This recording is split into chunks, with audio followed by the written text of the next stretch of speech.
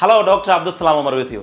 ഞാനൊരു ദിവസം വീട്ടിൽ കയറി ചെന്നപ്പോഴേ ഹിഷാമും അവൻ്റെ നമ്മൾ രണ്ടാമത്തെ കുട്ടിയെ ഉമ്മയും തമ്മിൽ ഒരു ഭയങ്കര യുദ്ധം നടക്കുന്നുണ്ട്. പരീക്ഷയാണ് അടുത്ത ആഴ്ച. ഇവൻ പഠിക്കണില്ല, വെറുതെ വയപ്പി നടക്കുക.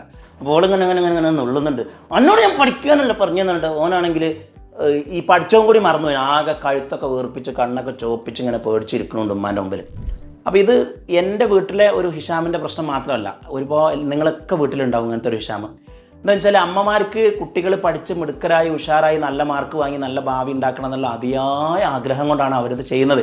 പക്ഷെ പ്രശ്നം എന്ന് വെച്ചാൽ നമ്മൾ അവരുടെ അമ്മയായിപ്പോയി, നമ്മൾ ടീച്ചറല്ലല്ലോ, അല്ലെങ്കിൽ നമ്മൾ അവരുടെ അച്ഛനായിപ്പോയി. അപ്പോൾ നമ്മളെ അധികാരം നമ്മൾ ഉപയോഗിക്കും. അത് വഴക്കാവാം, അടിയാവാം, എന്തും ആവാം.